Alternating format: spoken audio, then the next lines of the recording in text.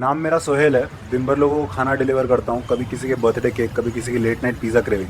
पर एक सच बताऊँ, हर डिलीवरी के साथ मैं एक सपना भी डिलीवर करता हूँ। बारिश बहुत तेज हो रही थी, सब लोग घरों में सेफ थे और मैं सड़कों पर भटक रहा था एक डिलीवरी के लिए। ऑर्डर अमाउंट सिर्फ 120 रुपए का था, पर पता नहीं क्यों दिल कह रहा था ये डिलीवरी नॉर्मल नहीं है। डिलीवरी बॉय शॉक हो गया, एक अनोन आदमी और सीधा बिलियनियर वाली बात। मैंने पूछा, सर आप मुझे वो जानते भी मुस्कुरा नहीं। कर बोला, मैं भी कभी डिलीवरी बॉय था। उसने मेरी तरफ देखा और कहा, अगर तुम सच में बड़ा बनना चाहते हो, अगर बिलियनर बनना है तो पहले सोच बदलनी पड़ेगी। फिर उसने मुझे एक छोटा सा टास्क दिया जो मेरी लाइफ का सबसे अजीब चैलेंज था।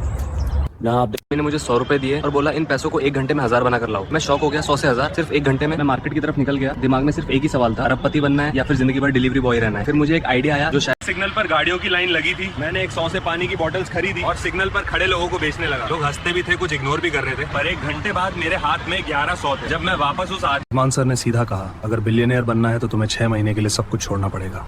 डिलीवरी जॉब, कंफर्ट जोन और लोग क्या कहेंगे सब।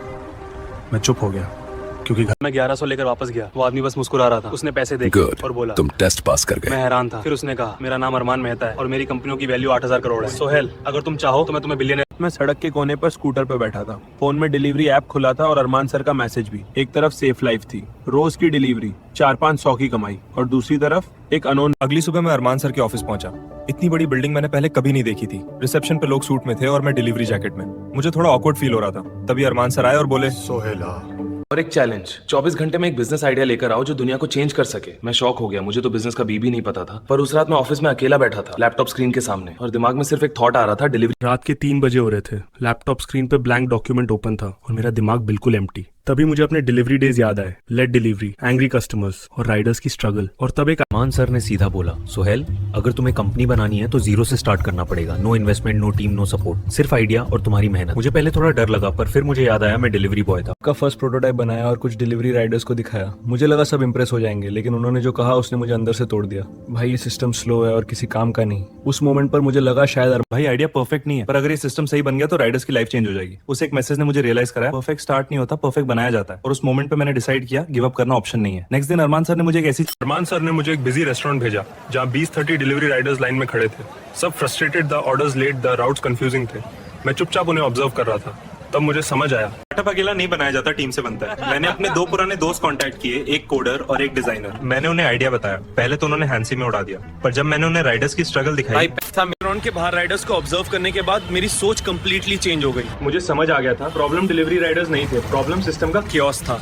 अगर एक स्मार्ट प्लेटफॉर्म हो जो राइडर्स को नियरेस्ट। क्वाइटली प्रोटोटाइप लॉन्च किया सिर्फ 20 राइडर्स के लिए, पर एक राइडर ने वीडियो बनाकर सोशल मीडिया पर पोस्ट कर दिया। ये ऐप राइडर्स की लाइफ इजी बना रहा है। और बस एक डिलीवरी बॉय का भी हमें एक ईमेल आया, एक इन्वेस्टर हमसे मिलना चाहता था। मैं लाइफ में पहली बार इन्वेस्टर मीटिंग में जा रहा था। दिल में एक्साइटमेंट भी थी और डर भी, क्योंकि अगर ये डील हो गई तो मेरा स्टार्टअप सिर्फ आइडिया नहीं, रियल कंपनी बन सकता था। पर मीटिंग, हमारी कंपनी में 2 करोड़ रुपए इन्वेस्ट करूंगा, लेकिन मुझे चाहिए 50% ओनरशिप। पर मुझे अंदर से अजीब फील हो रहा था, क्योंकि अगर मैंने ये डील एक्सेप्ट की तो कंपनी मेरी नहीं रहेगी। उस मोमेंट तुम अपने ड्रीम पर बिलीव करते हो तो यूं सस्ते में मत बेचो। मीटिंग रूम में सब मेरी तरफ देख रहे थे और मैंने डीप ब्रेथ ली। फिर इन्वेस्टर से कहा, सर डील रिजेक्ट है। रूम में कंप्लीट साइलेंस हो गया, पर मुझे नहीं पता था कि ये डिसीजन मेरी कंपनी को। इन्वेस्टर को डील रिजेक्ट करने के बाद ऑफिस में कंप्लीट साइलेंस था। मेरे दोस्त मुझे देख रहे थे जैसे मैंने कोई बड़ा मिस्टेक कर दिया हो। भाई 2 करोड़ मिल रहे थे, तूने मना क्यों किया? मुझे पता था उनका। 2 हफ्ते बाद रियलिटी सामने आ गई। सर्वर कॉस्ट, डेवलपमेंट कॉस्ट सब मिलाकर कंपनी का बैंक बैलेंस ऑलमोस्ट 0 हो गया। टीम टेंशन में थी क्योंकि बिना पैसे के स्टार्टअप ज्यादा दिन नहीं चलता। एक मोमेंट पे मुझे भी लगा, एक बिग डिलीवरी कंपनी से था। उन्होंने हमारा सिस्टम टेस्ट किया था और रिजल्ट सरप्राइजिंग था। उन्होंने लिखा, your technology increase rider efficiency by 40%। मैं कुछ सेकंड्स तक स्क्रीन को ही देखता रहा, क्योंकि नेक्स्ट डे मुझे उस बिग डिलीवरी कंपनी के ऑफिस बुलाया गया। सच बताऊं, अंदर जाते वक्त मेरे हाथ थोड़े कांप रहे थे। कॉल तक मैं डिलीवरी बॉय था और आज एक कॉर्पोरेट मीटिंग में कॉन्फ्रेंस रूम में 5 लोग बैठे थे। फिर उन्होंने एक लाइन बोली, कंपनी ने सीधा प्रपोजल दिया, हम तुम्हारी टेक्नोलॉजी को यूज करना चाहते हैं और इसके लिए हम 10 करोड़ इन्वेस्टमेंट करने को रेडी हैं। मेरे दिमाग में 1 सेकंड के लिए सब कुछ फ्रीज हो गया। 10 करोड़ एक डिलीवरी बॉय के लिए ये अमाउंट किसी ड्रीम से कम नहीं था। पर डील का एक कैच भी। उस रात मैं अकेला सड़क पर चल रहा था। एक तरफ 10 करोड़ रुपए थे जो मेरी सारी प्रॉब्लम सॉल्व कर सकते थे, और दूसरी तरफ मेरा ड्रीम। मुझे अरमान सर की बात याद आई। नेक्स्ट डे मैं फिर मीटिंग रूम में था। सब लोग मेरी तरफ देख रहे थे। उन्होंने पूछा, डील एक्सेप्ट है? मैंने डीप ब्रेथ ली और सीधा बोला, सर इन्वेस्टमेंट चाहिए लेकिन कंपनी का कंट्रोल नहीं। रूम में कुछ सेकंड्स के लिए कंप्लीट मीटिंग रूम में थोड़ी देर साइलेंस रहा। फिर कंपनी के सीईओ मुस्कुराए। सोहेल, अगर तुम अपने आइडिया पर इतना बिलीव करते हो तो शायद ये आइडिया सच में बड़ा है। उन्होंने अपनी टीम की तरफ रात को जब फंडिंग एग्रीमेंट साइन हुआ मैंने लैपटॉप स्क्रीन पे अमाउंट देखा 10 लाख। कुछ सेकंड्स तक मैं स्क्रीन को ही देखता रहा। कल तक मैं फूड डिलीवरी करता था और आज मेरी कंपनी में करोड़ का इन्वेस्टमेंट आ चुका था। उस बिजनेस की दुनिया में एक रूल है, जब तुम ग्रो करते हो तब कॉम्पिटिटर्स जग जाते हैं। एक बड़े डिलीवरी स्टार्टअप ने हमारे अगेंस्ट कैंपेन स्टार्ट कर दिया। फेक न्यूज, नेगेटिव रिव्यूज और राइडर्स को एक्स्ट्रा बोनस मैंने टीम से कहा, अगर हम बिग कंपनी से फाइट कर रहे हैं तो हमें भी बिग मूव करना पड़ेगा। ऐप को सिर्फ राइडर्स के लिए नहीं, रेस्टोरेंट्स और कस्टमर्स के लिए भी ओपन करेंगे। मतलब हमारा प्लेटफॉर्म कंप्लीट डिलीवरी इकोसिस्टम बनेगा। टीम हफ्ते में हमारे एक्टिव राइडर्स हाफ हो गए, कंपनी का ग्रोथ अचानक स्लो हो गया, टीम में आर्गुमेंट होने लगे। कंपनियों से कम्पीट करना इम्पॉसिबल है, शायद हमें प्रोजेक्ट बंद कर देना चाहिए। उस मोमेंट पर रूम में साइलेंस हो गया, क्योंकि अगर टीम टूट गई तो कंपनी डिसाइड कर लिया था, अब सिर्फ राइडर्स ऐप नहीं, कंप्लीट डिलीवरी प्लेटफॉर्म लॉन्च करेंगे। रेस्टोरेंट्स, कस्टमर्स और राइडर्स सब एक सिस्टम में। पर प्रॉब्लम ये थी, अगर लॉन्च फेल हो गया तो कंपनी का पूरा पैसा खत्म हो सकता। फिर भी मैं के सिर्फ 24 घंटे में 10,000 riders sign up, 500 restaurants on board और कस्टमर्स की ऑर्डर्स नॉन स्टॉप आ रही थी। ऑफिस में सब सेलिब्रेट कर रहे थे क्योंकि हमारा रिस्की डिसीजन वायरल सक्सेस बन गया था। एक डिलीवरी बॉय का आइडिया ग्रोथ के बाद हमें मल्टीपल इन्वेस्टर्स के कॉल्स आने लगे। एक वेंचर कैपिटल फर्म ने मीटिंग सेट की। उन्होंने हमारे नंबर्स देखे और सीधा बोला, योर कंपनी वैल्यूएशन 1000 करोड़ तक जा सकती है। पर बिलियनर बनने से पहले मेरी लाइफ। डेटा लीक किसी कॉम्पिटिटर ने नहीं, मेरी टीम के एक मेंबर ने किया था। वही दोस्त जिसने स्टार्टअप के फर्स्ट दिन बोला था, अब भाई पैसा मिले या ना मिले प्रोजेक्ट करते। मुझे समझ नहीं आ रहा था गुस्सा करूं या टूट जाऊं। कॉम्पिटिटर ने मुझे करोड़ का ऑफर। ग्रो हो रही थी, इन्वेस्टर्स लाइन में खड़े थे और मुझे लग रहा था सब परफेक्ट चल रहा है। लेकिन एक रात मुझे एक मैसेज आया, your company data has been leaked. मैं तुरंत ऑफिस पहुंचा और कॉम्पिटिटर्स के पास अब हमारा पूरा प्लान था। पर फिर मुझे अरमान सर की बात याद आई, रियल एंटरप्रेन्योर्स प्रॉब्लम से नहीं डरते, वो उसे अपॉर्चुनिटी बना देते हैं। उस मोमेंट पे मैंने डिसीजन लिया, हम प्लान चेंज करेंगे और के 48 घंटे में 20,000 Riders on board, 1,200 restaurants connected और ऑर्डर्स नॉन स्टॉप आ रहे थे। इंडस्ट्री के बड़े स्टार्टअप्स भी शॉक में थे क्योंकि हमारा प्लेटफॉर्म डिलीवरी सिस्टम को फास्टर और चीपर बना रहा था। मैंने स्क्रीन को देखा और कुछ सेकंड्स तक कुछ बोल ही नहीं पाया। कल तक मैं डिलीवरी बॉय था और आज मेरी कंपनी मल्टी बिलियन रुपए स्टार्टअप बन चुकी थी। उस मोमेंट पर मुझे रियलाइज हुआ, सपने सच होते हैं। अगर बंदे ने गिव अप ना। कॉम्पिटिटर के पास हमारा प्लान पहुंच चुका था, इसलिए मैंने डिसाइड किया प्लान चेंज करते हैं। हमने सिर्फ डिलीवरी सिस्टम नहीं, AI based smart routing platform बना दिया जो राइडर्स को ऑटोमेटिकली बेस्ट ऑर्डर और फास्टेस्ट राउट देता था। टीम ने 15 दिन में नॉन स्टॉप काम। अरमान सर मुझे देखकर मुस्कुराए और बोले, सोहेल मैंने पहले दिन ही कहा था, you can help it to me. Sir आपने मुझे हेल्प क्यों की? क्योंकि मैं भी कभी एग्जैक्टली तुम्हारी जगह पर था और किसी ने मुझे भी। उस दिन मैंने एक डिसीजन लिया, मेरी कंपनी सिर्फ प्रॉफिट के लिए नहीं चलेगी। हम लॉन्च करेंगे delivery rider growth fund, program जो राइडर्स को बेटर इनकम, इंश्योरेंस और फ्यूचर अपॉर्चुनिटीज देगा। क्योंकि 1000 करोड़ रुपए क्रॉस कर चुकी थी। लेकिन उस दिन मैं एक अजीब जगह वापस आया, वही गेट जहां मेरी लाइफ बदली थी, जहां एक डिलीवरी बॉय ने पहली बार बिलियनर बनने का सपना देखा था। मैं गेट के सामने खड़ा था और मुझे अपना वो दिन याद। नेक्स्ट डे मैंने कुछ अनएक्सपेक्टेड किया। मैं फिर से डिलीवरी जैकेट पहनकर स्कूटर पर निकला, एक लास्ट डिलीवरी करने। जब मैं ऑर्डर डिलीवर करने पहुंचा, थैंक यू, आप लोग हमारी लाइफ इजी बना देते हो। उस मोमेंट पर मुझे रियलाइज हुआ, डिलीवरी। दोस्तों, कुछ साल पहले मैं इसी सिटी की सड़कों पर फूड डिलीवरी करता था। लोग मुझे सिर्फ डिलीवरी बॉय के नाम से जानते थे। आज मेरी कंपनी हजारों लोगों को जॉब दे रही है और मैं सिर्फ एक बात कहना चाहता हूँ, सपने याद रखना, सपने कभी छोटे नहीं होते, सिर्फ लोग उन्हें छोटा समझ लेते हैं। अगर एक डिलीवरी बॉय बिलियनियर बन सकता है तो तुम्हारी स्टोरी भी अभी लिखी जा सकती है। अभी ये सड़कें मेरी रोजी रोटी थी और आज मेरी सक्सेस स्टोरी। यहीं कहीं मैं रात रात भर ऑर्डर्स डिलीवर करता था, कभी बारिश में, कभी ठंड में, और आज लोग मुझे बिलियनियर। उस दिन मैं एक अजीब जगह खड़ा था, वही स्ट्रीट जहाँ मैं कभी डिलीवरी करता था। स्कूटर पर खाना डिलीवर करता हुआ लोगों के गेट पर वेट करता था। आज सब कुछ चेंज हो चुका था, पर उसने जो बोला उसने मुझे फिर से रियलिटी में। सर आप अच्छा है, बट स्ट्रगल अभी भी खत्म नहीं हुई। आंखों में वही थकान थी जो कभी मेरी आंखों में होती। उस मोमेंट पे मुझे रियलाइज हुआ, कंपनी ग्रो हो गई पर मिशन अभी कंप्लीट नहीं हुआ। उस रात मैंने एक डिसीजन लिया जो के 2 बजे मैं ऑफिस में अकेला था। व्हाइट बोर्ड पर एक लाइन लिखी, ग्लोबल डिलीवरी नेटवर्क। मेरा गोल अब सिर्फ इंडिया नहीं था, मैं एक ऐसा सिस्टम बनाना चाहता था जो पूरी दुनिया के राइडर्स को एम्पावर करे। टीम को जब मैंने आइडिया बताया तो सब शॉक हो गए क्योंकि ये प्लान रिस्क। मॉर्निंग मैंने टीम मीटिंग बुलाई, स्क्रीन पर एक वर्ल्ड मैप ओपन था। सब सोच रहे थे मैं इंडिया एक्सपेंशन की बात करूंगा और मैंने सीधा बोला, next target international market. India में ही कंपटीशन इतना टफ है और तू ग्लोबल की बात कर रहा है। मैंने सिर्फ एक लाइन बोली, हमें एक ऐसी। लीगल टीम ने क्लियरली बोला, पर मुझे पता था बिलियनर लेवल का ड्रीम सिंपल रोड से कंप्लीट नहीं होता। तभी कितनी जल्दी चेंज हो सकती है ये मुझे उस दिन समझ आया। कल तक मैं सिटी के रेस्टोरेंट्स में डिलीवरी करता था और आज फर्स्ट इंटरनेशनल बिजनेस मीटिंग के लिए एयरपोर्ट पर खड़ा था। फॉरेन लॉजिस्टिक्स कंपनी ने मुझे मीटिंग के लिए बुलाया था जो मेरी। सर, तुम्हारी टेक्नोलॉजी इंप्रेसिव है, पर ग्लोबल मार्केट में सर्वाइव करना इजी नहीं होता। डिलीवरी बॉय होने की वजह से मुझे, अगर मेरी टेक्नोलॉजी उनके सिटी में डिलीवरी एफिशिएंसी 30% इंप्रूव कर दे तो वो ग्लोबल पार्टनरशिप साइन करेंगे। पर अगर फेल हो गया तो मेरी कंपनी को मार्केट एंट्री से ब्लॉक कर दिया जाएगा। टीम के लिए ये रिस्की था पर मेरे लिए एक अपॉर्चुनिटी भी। मॉर्निंग से हमने टेस्ट स्टार्ट कर दिया, न्यू सिटी, न्यू राइडर्स और कंप्लीटली डिफरेंसेस। हर चीज अनफेमिलियर थी, पर मुझे अपने डिलीवरी डेज याद आ रहे थे। गर्मी में स्कूटर चलाना, लेट ऑर्डर्स और एंग्री कस्टमर्स, वही एक्सपीरियंस का 10th डे चल रहा था, सब कुछ स्मूथ लग रहा था, ऑर्डर्स इंक्रीज हो रहे थे, राइडर्स भी हैप्पी थे। तभी सडनली स्क्रीन पर रेड अलर्ट्स आने लगे। टीम पैनिक में थी और मेरे दिमाग में सिर्फ एक थॉट था, क्या ये एक्सीडेंट है या किसी ने जानबूझकर किया है। कुछ लोग राइडर्स को बोल रहे हैं कि आपका सिस्टम अनरिलायबल है। मैंने पूछा कौन लोग? उसने एक कंपनी का नाम लिया, वही कंपनी जो डैनियल के नेटवर्क का पार्ट थी। उस मोमेंट पर मुझे समझ आया ये सिर्फ चैलेंज नहीं, स्ट्रैटेजी वॉर है। पर अगर टीम नॉन स्टॉप कोडिंग कर रही थी, 3 बजे 5 बजे और फाइनली सनराइज के टाइम सिस्टम रीस्टार्ट हुआ। टेस्ट ऑर्डर प्लेस किया और स्क्रीन पे मैसेज आया, delivery route optimised. System crash के बाद सिचुएशन और टफ हो गई। चैलेंज के सिर्फ 20 दिन बचे थे। हर दिन हमें एफिशिएंसी इंप्रूव करनी थी और राइडर्स का ट्रस्ट भी वापस लाना था। मैं खुद रेस्टोरेंट्स और पिकअप पॉइंट्स पर जाकर राइडर्स से बात कर रहा था। उनमें से एक राइडर ने मुझे कई रेस्टोरेंट्स ने सडनली हमारा सिस्टम यूज करना बंद कर दिया। रीजन सिंपल था,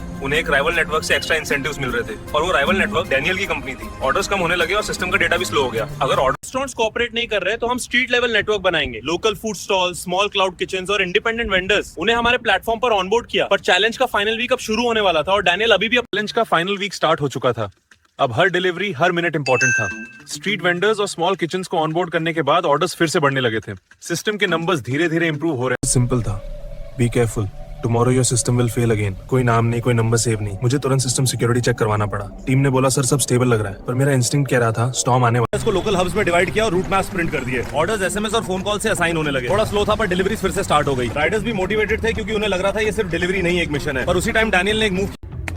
तुम्हारे पास डिटर्मिनेशन है, लेकिन ग्लोबल बिजनेस में सिर्फ डिटर्मिनेशन काफी नहीं होता। उसकी आंखों में एक चैलेंज था और मुझे फील हो रहा था ये राइवलरी अब पर्सनल हो चुकी है। फिर डैनियल ने मैंने सब राइडर्स को एक जगह बुलाया, उन्हें सच बताया, उन्हें डबल बोनस दे रहे हैं। अगर वो चाहें तो प्लेटफॉर्म बदल सकते हैं। कुछ सेकंड्स तक साइलेंस रहा। सर पैसा इंपॉर्टेंट है, लेकिन फिर उसने फोन पे कुछ नंबर्स दिखाए। राइवल कंपनीज ने सडनली राइडर्स को डबल बोनस ऑफर कर दिया था। मतलब सिंपल था, अगर राइडर्स हमारा प्लेटफॉर्म छोड़ देते तो चैलेंज का डेटा कोलैप्स हो जाता। गेम अभी खत्म नहीं हुआ। चैलेंज का 30th डे आ चुका था। ऑफिस में सब स्क्रीन्स पर नंबर्स देख रहे थे। एफिशिएंसी ग्राफ स्लोली ऊपर जा रहा था। 25%, 27%, 29%। रूम में कंप्लीट साइलेंस था। फिर सडनली स्क्रीन पर नंबर फ्लैश हुआ, 31% एफिशिएंसी। System works. उस मोमेंट पर मुझे रियलाइज हुआ ये सिर्फ चैलेंज विन नहीं था, ये ग्लोबल डोर ओपन होने का मोमेंट। उन्होंने एक कॉन्ट्रैक्ट स्लाइड किया, ग्लोबल पार्टनरशिप एग्रीमेंट। इस डील का मतलब था हमारी टेक्नोलॉजी उनके लॉजिस्टिक नेटवर्क के साथ मल्टीपल कंट्रीज में लॉन्च होगी। टीम के लिए ये ड्रीम मोमेंट था। लोग सेलिब्रेशन में बिजी थे। मुझे समझ आ गया, चैलेंज खत्म हुआ है, लेकिन राइवलरी नहीं। अब ग्लोबल लेवल पर हमारा पाथ रोकने की प्लानिंग कर रहा था, पर मुझे पार्टनरशिप साइन होने के बाद हमारा first international launch city decide हो गया। सिटी ह्यूज थी, रेस्टोरेंट्स हजारों और डिलीवरी डिमांड क्रेजी लेवल पर। टीम एक्साइटेड थी क्योंकि ये हमारा फर्स्ट रियल ग्लोबल टेस्ट। मतलब सिंपल था, अगर अप्रूवल नहीं मिला तो हमारा ग्लोबल लॉन्च बैंड हो सकता था। लीगल टीम शॉक में थी क्योंकि डॉक्यूमेंट्स ऑलरेडी सबमिट किए गए थे।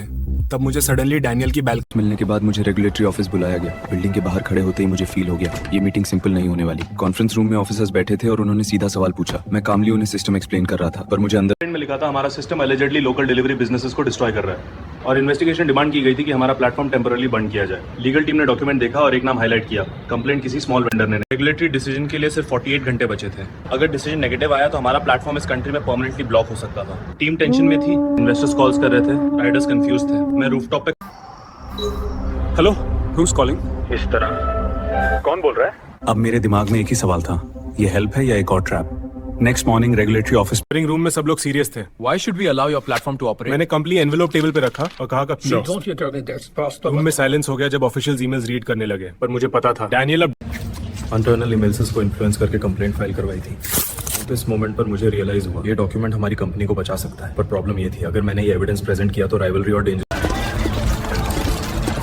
रेगुलेटरी हियरिंग के बाद हमारा प्लेटफॉर्म टेम्पररी सेफ था, लेकिन उसी शाम न्यूज चैनल्स पर एक हेडलाइन फ्लैश हुई, न्यू डिलीवरी स्टार्टअप। सीधा बोला, Sohail we are watching your fight. उन्हें पता था डैनियल का नेटवर्क मार्केट कंट्रोल करने की कोशिश कर रहा है। फिर उन्होंने एक ऑफर दिया, अगर हमारा एक्सपेंशन कंटिन्यू रहा तो वो कंपनी में मैसिव इन्वेस्टमेंट करने को रेडी थे। ये सिर्फ फंडिंग। रेगुलेटरी हियरिंग के बाद हमारा प्लेटफॉर्म टेम्पररी सेफ था, लेकिन उसी शाम न्यूज चैनल्स पर एक हेडलाइन फ्लैश हुई, new delivery startup under investigation. मुझे तुरंत समझ आ गया, डैनियल ने अब गेम ओपनली खेलना स्टार्ट। एक्सपेंशन को स्लो नहीं और फास्ट करना होगा, मतलब एक सिटी नहीं मल्टीपल कंट्रीज में लॉन्च। टीम शॉक में थी क्योंकि रेगुलेटरी क्राइसिस अभी भी चल रहा था। पर मैंने व्हाइट बोर्ड पर एक लाइन लिखी जहां डिलीवरी मार्केट ह्यूज था। इन्वेस्टर डील फाइनलाइज होने के बाद हमारा नेक्स्ट टारगेट डिसाइड हुआ। एक ऐसी कंट्री जहां डिलीवरी मार्केट बिलियंस का था, लेकिन प्रॉब्लम भी उतनी ही बड़ी थी, लोकल कंपनीज पावरफुल थी और government rules extremely strict. Investor deal finalise होने के बाद हमारा नेक्स्ट टारगेट डिसाइड हुआ। एक ऐसी कंट्री जहां डिलीवरी मार्केट बिलियंस का था, लेकिन प्रॉब्लम भी उतनी ही बड़ी थी, लोकल कंपनीज पावरफुल थी और government rules extremely strict. Industry के एक्सपर्ट्स का कहना था यहाँ कंट्री का लार्जेस्ट डिलीवरी नेटवर्क डैनियल की कंपनी कंट्रोल कर रही थी। मतलब सिंपल था, अगर हम वहाँ एंटर करते तो डायरेक्ट डैनियल के टेरिटरी में जा रहे होते। टीम ने वार्निंग दी, सर ये रिस्की मूव है, पर मुझे पता था अगर बिगेस्ट कॉम्पिटिटर को चैलेंज। स्ट्रेटेजी का प्लान परफेक्ट लग रहा था। लोकल फूड स्टॉल्स और स्मॉल किचन्स हमारे सिस्टम से ऑर्डर्स डिलीवर कर रहे थे, सब क्वाइटली ग्रो हो रहा था। लेकिन एक दिन फोन पर नोटिफिकेशन आया, कॉम्पिटिटर मॉनिटरिंग एक्टिविटी डिटेक्टेड। मतलब वेंडर्स और राइडर्स को एक मीटिंग में बुलाया और सीधा बोला हम प्राइस वॉर नहीं लड़ेंगे। रूम में साइलेंस हो गया। फिर मैंने एक्सप्लेन किया हमारी स्ट्रेंथ चीप प्राइस नहीं, स्मार्ट टेक्नोलॉजी और बेटर अर्निंग मॉडल है। अगर सिस्टम एफिशिएंट हो गया तो। शॉकिंग अनाउंसमेंट की, कंपनी का एक पार्ट राइडर्स को मिलेगा। मतलब सिंपल था, जो लोग सिस्टम को रन करते हैं वो सिर्फ वर्कर्स नहीं पार्टनर्स बनेंगे। रूम में साइलेंस हो गया, क्योंकि कॉर्पोरेट वर्ल्ड में ऐसा डिसीजन। राइडर्स को पता चला कि वो कंपनी के पार्टनर्स बन सकते हैं, तो उनका रिएक्शन अनबिलीवेबल था। Thousands of Riders platform join करने लगे। मीडिया ने इस मॉडल को नाम दिया द राइडर रेवोल्यूशन, और सडनली हमारा स्टार्टअप सिर्फ डिलीवरी। एक दिन मैं फिर से उसी स्ट्रीट पर खड़ा था जहाँ कभी मैं डिलीवरी बॉय था। सर, आपकी स्टोरी सुनकर मैंने भी रिस्क लिया। उसकी आंखों में वही ड्रीम था जो कभी मेरी आंखों में था। उस मोमेंट पर। अगर आपको मेरी डिलीवरी बॉय से बिलियनियर बनने की जर्नी वाली ये स्टोरी अच्छी लगी हो तो चैनल को सब्सक्राइब जरूर करें और वीडियो को लाइक करके हमें मोटिवेट करें। आपका एक सब्सक्राइब हमें और भी पावरफुल स्टोरीज बनाने की मोटिवेशन देता है।